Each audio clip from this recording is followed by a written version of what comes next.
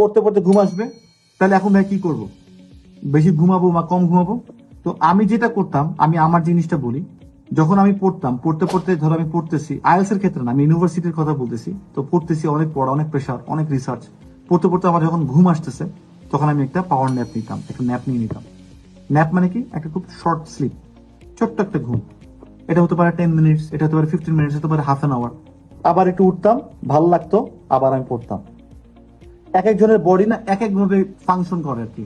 আমার যদি ঘুম আসে বা আমি যদি ডজি ফিল করি বা এরকম যদি হয়, তাহলে আমি অন্য কাজটাতে পারফেক্টলি মনোযোগ দিতে পারি না। তাহলে আমি ঘুম ঘুম চোখে পড়তেছি যে আমার তো পড়া হচ্ছে না, আমার তো পড়া হচ্ছে না, ব্রেনে ঢুকতেছে না তো।